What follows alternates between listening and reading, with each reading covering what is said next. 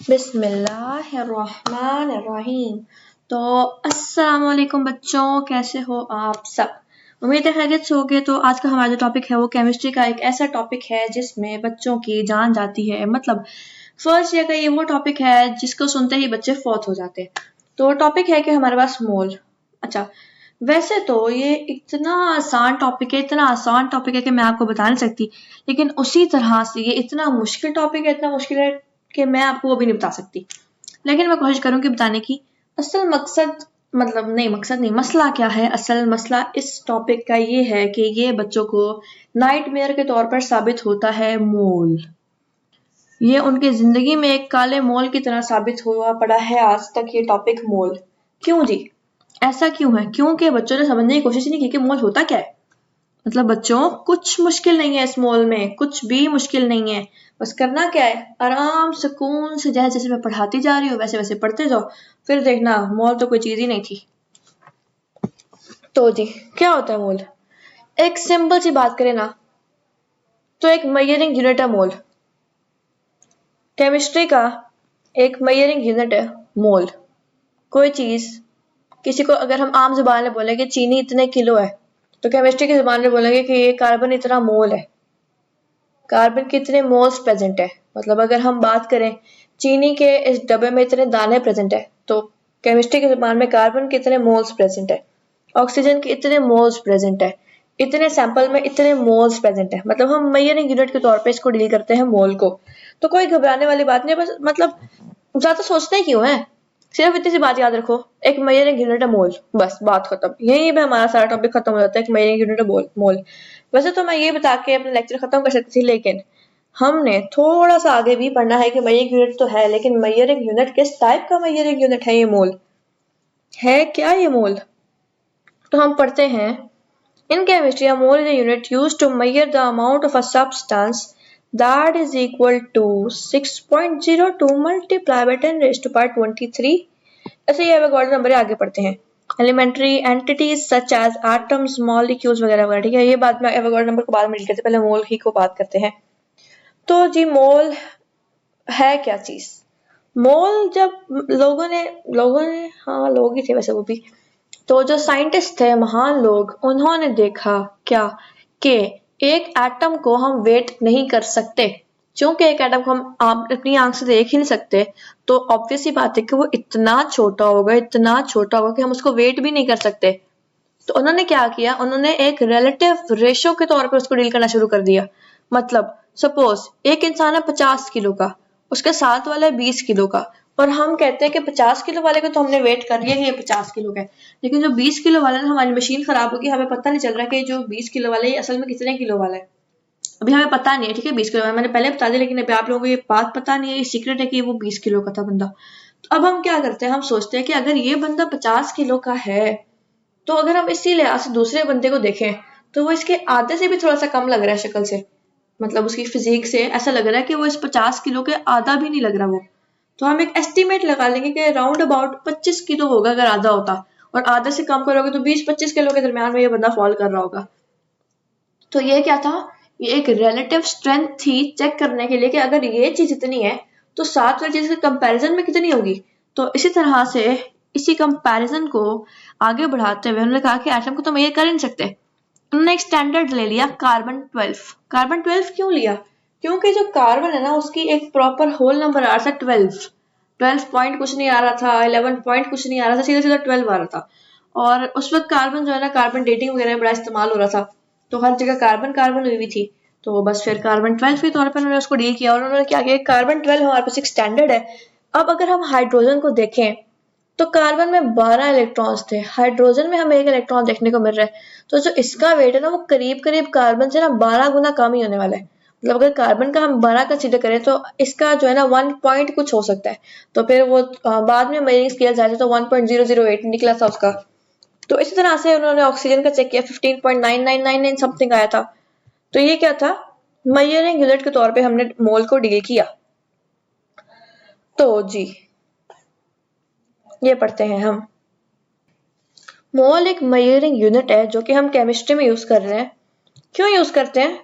मतलब एक जो एटम है, अगर उसका बल्क मौजूद हो एटम्स का, 1.5 करोड़ एटम्स हो, तो उन एटम्स के बल्क को एक रिलेटिवली मेजर करने के लिए हम मोल यूज करते हैं, ठीक है। यहाँ पे भी यही बात लिखी है, standard scientific unit for measuring large quantities of very small entities, मतलब छोटे छोटे टुकड़ों से मिलकर बनने वाली बड़ी बड़ी क्वांटिटीज को मेजर करते हैं मोल के थ्रू। छोटे छोटे वो एंटिटीज क्या हो सकती हैं, atom, molecule, ions, formula units या समथिंग लाइक दैट। और मोल जो है ना, ये चाहिए फिर एवोगाड्रो नंबर की बात है, इसको आगे डील करते हैं। अच्छा जी, तो अब हम आते हैं मोल के फॉर्मूला में। What is the formula of moles? तो number of moles is equal to mass of a substance over molar mass. अभी जो मोलर मास का लफ्ज है, what is molar mass? What is molar मास?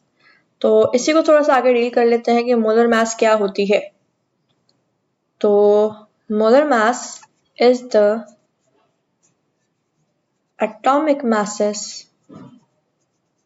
अच्छा इसे लिख लेती हूँ सम ऑफ एटॉमिक masses, ठीक है, सम ऑफ एटॉमिक masses। कैसे? सपोज हमारे पास है एक H2O, हाइड्रोजन का एटॉमिक मास क्या है, 1 कंसीडर करते हैं, 2 हाइड्रोजन है तो दूसरे का भी 1 होगा। ऑक्सीजन का एटॉमिक मास की बात हो रही है, एटॉमिक नंबर की बात नहीं हो रही है, एटॉमिक मास है 16। तो इसका अगर हम सम लें, सब एटॉमिक masses का, इंडिविजुअल एटॉमिक masses का अगर हम सम लें तो that is going to be 18। तो 18 हमारे पास आ जाएगी H2O की as a whole atomic mass, जिसको हम मोलर मास के तौर पर डील कर रहे होते हैं। तो what is atomic mass? Atomic mass is the sum of protons and neutrons present in the nucleus, ठीक है। तो एटॉमिक मासेस के एक जो हमारे पास मॉलिक्यूल्स में जितने भी एटम्स हैं, सबके एटॉमिक मासेस का अगर हम सम लें तो that is gonna be equal to molar mass. Molar mass आ गया। अगली बात है mass in grams, mass of substance. अच्छा, ये मास वो मास है जो हमारे पास क्वेश्चन में गिवन होता है, मतलब सपोज ये ग्राम्स में ना प्रोबेबली गिवन होता है, केजी में भी गिवन होता है, तो हम अपने कन्वीनियंस के लिए इसको मजीद ग्राम में कन्वर्ट कर लेते हैं। सपोज हमारे पास 3 किलो कार्बन गिवन है, 3 kg कार्बन है हमारे पास एक बकेट में पड़ा हुआ। तो वो कह रहे हैं कि साइंटिफिकली बताओ कि जो ये 3 किलो कार्बन पड़ा हुआ है, इसमें कार्बन के मोल्स कितने हैं, ठीक है। तो मतलब मोल एक अलग यूनिट है, ग्राम एक अलग यूनिट है, इसको कंफ्यूज नहीं करना। ग्राम एक ऐसा यूनिट है जो हम एक मतलब अपनी जुबान में यूज कर रहे होते हैं, लेकिन अगर हम केमिस्ट्री की जुबान में बात करते हैं तो हम ग्राम से में बात नहीं करते, हम मोल्स में बात करते हैं। तो ये है, क्या कह रहे हैं कि ये 3 किलो हमारे पास कार्बन पड़ा है, अब इसमें बताओ कि कितने मोल्स हैं कार्बन के। अगर हमने केमिकली इसका एनालिसिस करना हो तो हम क्या बोलेंगे, कितने मोल्स हैं कार्बन के, क्योंकि हम स्टिशियोमेट्री की बात कर लें या फिर जितनी भी इक्वेशन एनालिसिस है उसमें हम लोग मोल्स को डील कर रहे होते हैं कि इतने मोल्स हो तो इतना सब्सटेंस बनता है, तो हम ग्राम्स में उसको एज सच डील नहीं कर रहे होते। तो नंबर ऑफ मोल्स है क्या, जैसे अगर हम सपोज कर लें कि 1 kg में 1000 ग्राम्स है, तो इसी तरह हम सपोज करते हैं कि 1 ग्राम में कितने मोल है किसी चीज के। ग्राम और मोल इंटर कन्वर्टेबल यूनिट्स हैं, मोल से हम ग्राम्स में आ सकते हैं, ग्राम्स में हम मोल में आ सकते हैं। और उसका आने का तरीका क्या है कि नंबर ऑफ मोल्स फाइंड करने का, मास ऑफ सब्सटेंस ओवर मोलर मास। और मोलर मास हमने यहाँ पर क्यों लिया, मतलब केजी से ग्राम में आने में तो मोलर मास नहीं लिया हमने, लेकिन यहाँ पे हमने मोलर मास का यूनिट क्यों यूज किया, क्योंकि हर एक एटम का अलग अलग मोलर मास होता है। केजी से ग्राम में आने में हमें पता है 1000 ग्राम है भाई, मतलब पानी के लिए अलग नहीं होने लगा 1000, पानी के लिए 900 नहीं होगा, या फिर एयर के लिए या फिर कपड़े के लिए, किसी भी चीज के लिए ये क्वांटिटी अलग नहीं होने वाली, सबका जो ग्राम से केजी का रिलेशन है सब सेम ही है। लेकिन जो मोल्स और ग्राम्स का रिलेशन है वो हर एटम के लिए डिफरेंट है। क्योंकि हर एटम का मोलर मास डिफरेंट है, हर एटम का एटॉमिक मास डिफरेंट है, हर एटम एक दूसरे से डिफरेंट है, तो इसलिए हम लोग मोलर मास को यूज करते हैं यहाँ पर। तो ये क्या हो गया, number of moles is equal to mass of a substance per molar mass, ठीक है। आगे है, here are some other things to know about mole. The molar mass of a chemical compound is calculated by adding up the individual atomic masses, जो मैंने आपको बात बता दी है, इसको ध्यान में रखना है। The mole concept allows chemists to weigh out normal number of atoms, ठीक है, मतलब केमिस्ट्री की जुबान में जो मेजरमेंट करनी है केमिस्ट ने वो मोल्स के थ्रू करेगा। Mole concept can be used to connect the mass of a substance to the number of its atom. ठीक है, मतलब हम आगे देखेंगे मोल और एवोगाड्रो नंबर का रिलेशन चेक करेंगे, तो तब हमें पता चलेगा कि लिंक करने में काम आता है मोल, कि अगर इतने मोल्स हों तो इतने एटम्स होंगे उस चीज में। और a mole concept is useful way to express quantities specially in multi step calculation. ठीक है, मतलब ये सारी बातें हैं, इसमें कोई मसले वाली बात ही नहीं है। आगे हम बात करते हैं मोल से कुछ और टर्म्स की। ठीक है, तो इसमें डरने की बात नहीं है, सारा कुछ है ही मोल ही है। मोल के गिर्द हमारी जिंदगी घूम रही है, हमारी दुनिया मोल ही है। तो बस मोल्स की कुछ टर्म्स है। अगर हम एक एटम के मोल्स की बात कर रहे हैं तो हम उसको ग्राम एटम भी कह देते हैं, ग्राम मोल कह देते हैं, या सिंपली मोल कह देते हैं। अगर हम एक मॉलिक्यूल्स के मोल की बात कर रहे हैं तो हम उसको ग्राम मॉलिक्यूल कहते हैं, या ग्राम एटम ग्राम मोल कहते हैं, या फिर सिंपली मॉलिक्यूल कह देते हैं। अगर हम एक फॉर्मूला यूनिट होता है दो आयन से मिलकर बनने वाला एक स्पीशी, मतलब NaCl, Na पॉजिटिव और Cl नेगेटिव से बना है, तो हम कहते हैं कि फॉर्मूला यूनिट है। तो अगर हम एक फॉर्मूला यूनिट के मोल की बात करें तो उसको हम सिंपली हम कह देते हैं ग्राम फॉर्मूला यूनिट। और अगर हम किसी आयन के मोल की बात करें तो ग्राम आयन। इसमें परेशानी की कोई बात नहीं है, सारे मोल के नाम है, बस ये है कि जिस स्पीशी के लिए यूज कर रहे हैं तो हम उसके लिए ग्राम कह देते हैं। ठीक है, ग्राम का लफ्ज साथ इस्तेमाल कर देते हैं, सिर्फ ग्राम नहीं कहना, आगे वो लफ्ज भी लगाना, ग्राम एटम, ग्राम मॉलिक्यूल वगैरह। सिर्फ ग्राम लगाओगे तो फिर वो केजी और ग्राम वाला ग्राम हो जाएगा, वो मैथ्स वाला ग्राम हो जाएगा। हम हालांकि हम मोल की बात करें, मोल में ग्राम के साथ अगला स्पीशी का नाम भी लगता है मोल के नाम के लिए। ठीक है, तो ये जो है ना 4-5 बातें हैं, आप लोगों ने पढ़ लेनी है, मैंने स्क्रीन को कर दिया वाजे, ये पढ़ लेना आप लोग। उसके बाद हमारे पास मोल का कॉन्सेप्ट ये था। तो जैसा कि मैंने बताया कि कार्बन 12 हमारे पास है, तो हुआ ही नहीं कुछ, इसको अभी भी नहीं हुआ। हाँ, कार्बन 12 हमारे पास है रिप्रेजेंटेटिव। कार्बन 12 के साथ नाइट्रोजन को रखा, तो सपोज अगर कार्बन 12 में 12 गेंदें थी तो नाइट्रोजन में हमें 14 बॉल्स देखने को मिली, तो हमको क्या बोलेंगे, नाइट्रोजन का हमने 14 ग्राम्स, नाइट्रोजन कार्बन के अगर लिहाज से देखा जाए तो 14 ग्राम्स का एटॉमिक मास होगा। और अगर हमने ऑक्सीजन को साथ रखा तो ऑक्सीजन मुझसे भी तो 2 ज्यादा बॉल्स थी, तो हमने कहा कि ऑक्सीजन जो है ना वो हमारे पास 16 ग्राम्स देखने को आया। तो बस ये है कि रेशो के तौर पे हमें डील किया सबको, बाकी कोई इतने घबराहट की बात नहीं थी। हाँ, ऊपर से हमने सारा कवर कर लिया और नीचे से this is a question for you guys. आप लोगों ने करना क्या है बच्चों, मैंने पिछले भी लेक्चर फिजिक्स के लेक्चर में क्वेश्चन पूछा था, लेकिन अनफॉर्चुनेटली मेरी उम्मीदों के खिलाफ जाते हुए किसी बच्चे ने उसका जवाब नहीं दिया। तो करना क्या है, ये एक इंतहाई आसान सवाल पूछा है मैंने, और आप लोगों ने करना है इसके मुझे बताने हैं मोल्स, नहीं मास बताना है। इसमें हमारे पास मोल्स गिवन है, और आप लोगों ने हमेशा याद रखना है कि आप लोगों को मोल्स या मास में से कोई एक चीज गिवन होगी, एक चीज आपने फाइंड करनी होगी, लेकिन जो मोलर मास है ना वो आप लोगों को खुद आनी चाहिए। मतलब जितने भी कॉमन एटम्स है ना उनकी मोलर मास आप लोग को आनी चाहिए। तो ये क्वेश्चन है, what is the mass of 0.36 moles of ethanoic acid. Ethanoic acid का मैंने फॉर्मूला भी दे दिया है, वरना अक्सर फॉर्मूलाज नहीं दिए जाते। तो आप लोगों ने बताना है कि 0.36 मोल्स हो अगर एथेनोइक एसिड के, तो इसका मास क्या बनता है। तो सिंपल से, जो अभी अगर याद नहीं है तो दोबारा सबसे ऊपर जाओ, जो स्टार्टिंग में वीडियो के जो मैंने फॉर्मूला बताया उस फॉर्मूला से आपको ये आंसर मिल जाएगा, और मुझे लाजमी ये कमेंट्स में आंसर चाहिए इसका। बाकी है हमारे पास एवोगाड्रोस नंबर। तो अगर हमारे पास एक मोल हो किसी चीज का, उस एक मोल में जितने एटम्स के नंबर होते हैं, मतलब अगर हमारे पास चीनी का 1 किलो है तो उसमें अगर चीनी की 1000 पार्टिकल्स हैं, 1000 उसके छोटे छोटे दाने हैं, तो हम बोलेंगे कि जो उसका एवोगाड्रोस नंबर है ना उसके मुताबिक नंबर ऑफ, अच्छा सॉरी दोबारा इसको थोड़ा सा देखते हैं, शायद मेरी लफ्जों की वजह से आप कंफ्यूज हो जाओ। एवोगाड्रो नंबर हम डील करते हैं किसी भी चीज के नंबर ऑफ पार्टिकल्स पे, मोल्स हमने डील किया उसके मास के मुताबिक, और एवोगाड्रो नंबर डील किया कि अगर इतने मोल्स हैं तो उसमें पार्टिकल्स कितने आ रहे हैं, इतने मोल पड़े हुए हैं तो उसमें एटम्स कितने आ रहे हैं। अगर 3 किलो कार्बन थी, 3 किलो कार्बन मतलब कार्बन के इतने मोल्स थे, तो अब उस 3 किलो कार्बन में कार्बन के एटम्स कितने मौजूद हैं।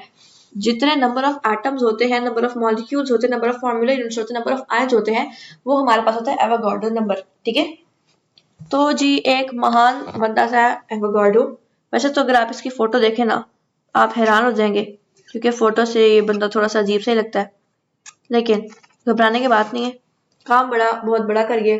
किया क्या इसने एवोगाड्रो नंबर डिफाइन किया, और क्या डिफाइन किया कि अगर हमारे पास किसी भी चीज का 1 मोल है, ठीक है, किसी भी चीज का 1 मोल है, तो उसमें इतने एटम्स होंगे ही होंगे।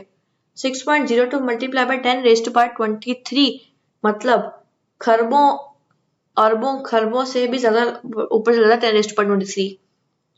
तो अगर हमारे पास किसी भी चीज का 1 मोल हुआ तो उसमें इतने एटम्स होना लाजमी है, बेशक अब वो 1 मोल किसी भी चीज का हो, हाइड्रोजन का हो या कार्बन का। अगर अब हम हाइड्रोजन को देखें तो वो कार्बन के लिहाज से कितना छोटा है, लेकिन अगर हम हाइड्रोजन का 1 मोल लें और कार्बन का भी 1 मोल लें तो हाइड्रोजन के 1 मोल में हाइड्रोजन के इतने ज्यादा एटम्स होंगे और कार्बन के 1 मोल में कार्बन के सेम उतनी क्वांटिटी में एटम्स होंगे।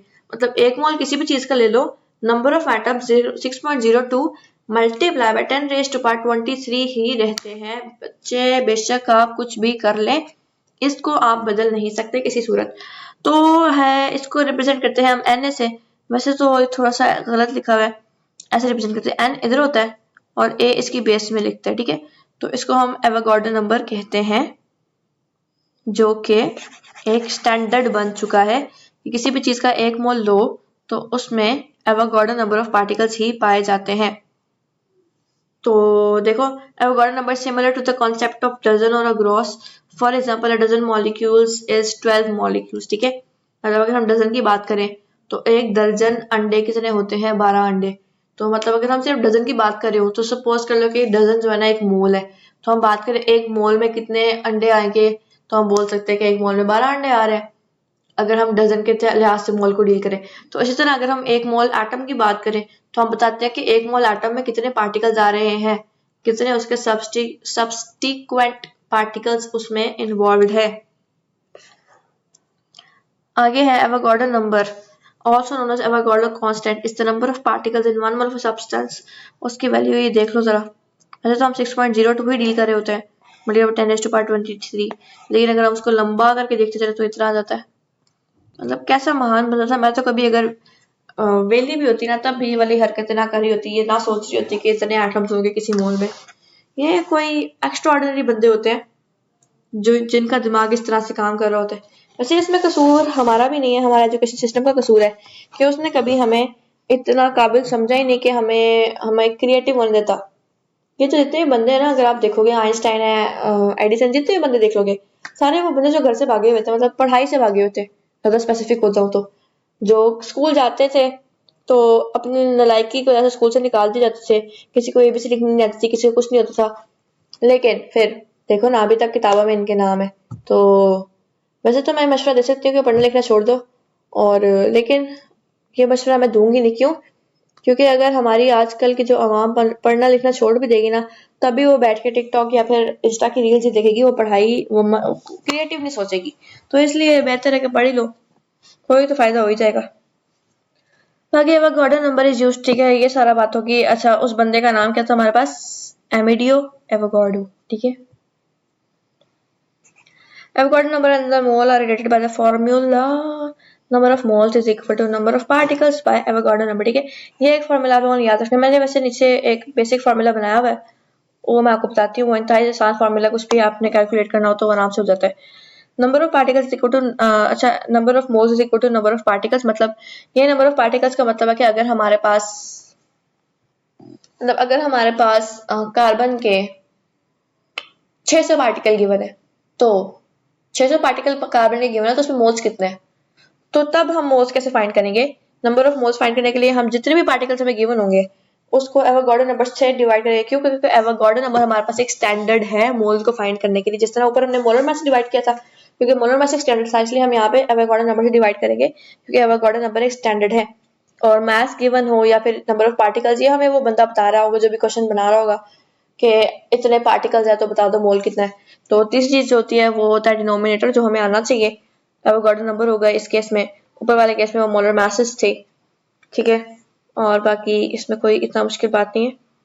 ये एक वैसे सिंपल सी बात लिखी हुई है, यू कैन कन्वर्जन की बात लिखी हुई है कि अगर आपने मोल से मॉलिक्यूल्स फाइंड करना है, मतलब आपको मोल्स गिवन है और आपने फाइंड करना है कि अब इसमें कितने मॉलिक्यूल्स हैं, तो आप सिंपली एवोगाड्रो नंबर, ये जो एवोगाड्रो नंबर से मल्टीप्लाई कर दोगे। इसको अगर देखो यहाँ पे ना, देखो जरा, क्या लिखा हुआ है, number of moles is equal to number of particles divide by Avogadro number. तो अब कह रहे हैं कि अगर आपने ये फाइंड करना, नंबर ऑफ पार्टिकल्स फाइंड करने, तो एवोगाड्रो नंबर यहाँ पे डिवाइड हो रहा है ना यहाँ पे, तो उस तरफ जाके क्या हो जाएगा, मल्टीप्लाई। तो मल्टीप्लाई करके हम लिख देंगे कि number of moles multiply by Avogadro number is equal to number of particles, ठीक है। और अगर इसे उल्टा जाना हो, मोल्स फाइंड करने और पार्टिकल्स गिवन हो, तो जो फॉर्मूला लिखा हुआ है यही एप्लीकेबल होगा उस केस में। मतलब फॉर्मूला एक ही, आप लोगों ने बस अमेंड करना है, उसको आगे पीछे करना है। आगे है number of atoms of a molecule is equal to, अच्छा नंबर ऑफ मॉलिक्यूल्स, ठीक है, नंबर ऑफ एटम्स है, number of molecules, number of ion, number of formula भी फाइंड करना है। जैसे अभी हमने ऊपर देखा था, हम लोगों ने क्या करना है, हम लोगों ने moles multiply by Avogadro number कर देना, मतलब एवोगाड्रो नंबर इधर पहले डिवाइड हो रहा था, अब इस तरफ आके मल्टीप्लाई हो जाएगा। Multiply by atomicity, what is atomicity? Atomicity वो चीज है, मतलब एक ऐसा फिनोमेना है जिसकी वजह से हमारा क्वेश्चन इतना जल्दी सॉल्व हो जाता है। Number of atoms in a molecule, मतलब एटम्स, नंबर ऑफ एटम्स कभी कभार स्पेसिफिक हो जाता है। Number of hydrogen atoms in water, suppose ये क्वेश्चन है हमारे पास कि find the number of hydrogen atoms in water, तो हमने करना क्या है, मोल्स जो भी हो गए उसके एवोगाड्रो नंबर से मल्टीप्लाई करना है। आगे एटॉमिसिटी क्या है, हाइड्रोजन एटम्स का पूछा है ना, तो हम देखेंगे वाटर में हाइड्रोजन एटम्स कितने हैं, 2, H2 होता है ना, तो वाटर में 2 हाइड्रोजन एटम्स होते हैं, तो हम एटॉमिसिटी की जगह 2 से मल्टीप्लाई कर देंगे। एटॉमिसिटी है क्या, कि जो सी भी स्पीशी के हम लोगों ने atoms, number of molecules find करने हैं, नंबर ऑफ पार्टिकल्स जिस भी स्पीशी के फाइंड करने हैं, उस स्पीशी का हम देखेंगे जो टोटल मॉलिक्यूल है उसमें कितने एटम्स मौजूद है उस टोटल मॉलिक्यूल में, तो उस नंबर से हम इसको मल्टीप्लाई कर देंगे, moles multiply by Avogadro number का जो भी आंसर आएगा उसको हम मल्टीप्लाई कर देंगे, तो हमारे पास एटॉमिसिटी क्या होता है कि number of particles in the given molecule. Hydrogen को पूछा है तो हम बोलेंगे हाइड्रोजन के लिए एटॉमिसिटी 2 होगी वाटर में, और ऑक्सीजन को पूछते तो हम ऑक्सीजन के लिए उसको 1 लेट करते, क्योंकि ऑक्सीजन वाटर के अंदर सिर्फ एक ही एटम होता है। बाकी हमने डील करना है मोलर वॉल्यूम, यहाँ से भी सब कुछ डील हो गया। चलो अब एक इसी तरह से एक और टर्म हम यूज करते हैं, molar volume. What is molar volume? तो जी हमने एक बात देखी थी कि एक अगर मोल हो हमारे पास, उसमें एवोगाड्रो नंबर ऑफ एटम्स होते हैं, ठीक है, और तो वो टोटल जितना वॉल्यूम ऑक्यूपाई कर, जितनी जगह वो घेर रहा है, वो होती है 22.414 dm क्यूब के इक्वल, ठीक है। और ये सारी शर्त कब है, जब हमारे पास स्टैंडर्ड टेम्परेचर हो 25, नहीं स्टैंडर्ड हमारे पास टेम्परेचर जो है ना वो 0 होता है, रूम टेम्परेचर 25 होता है, आरटीपी 25 आता है टेम्परेचर आरटीपी वाला। एसटीपी की बात करें, स्टैंडर्ड टेम्परेचर हमारे पास आता है 0 डिग्री सेल्सियस और स्टैंडर्ड प्रेशर हमारे पास आता है 1 atm, ठीक है। तो ये वाली कंडीशंस में अगर हमारे पास एक मोल हो तो N Avogadro number of atoms contain कर रहा होगा और टोटल वो इतना वॉल्यूम ऑक्यूपाई कर रहा होगा, तो ये जो वॉल्यूम ऑक्यूपाई कर रहा है इसको हम कहते हैं मोलर वॉल्यूम, क्योंकि पर मोल का वॉल्यूम आ जाएगा। ये एक मोल हो तो इतना वॉल्यूम ऑक्यूपाई कर, 2 होगा तो उसका डबल वॉल्यूम आएगा, 3 होगा तो फिर मल्टीप्लाई बाय 3 टाइम्स इसका वॉल्यूम वो ऑक्यूपाई कर रहा होगा। तो ये इतना आसान सी बात थी, मतलब मुझे नहीं लग रहा कि अब आप बच्चों को, आप में से कोई ऐसा बच्चा होगा जिसको अभी तक मोल की समझ ना आई हो।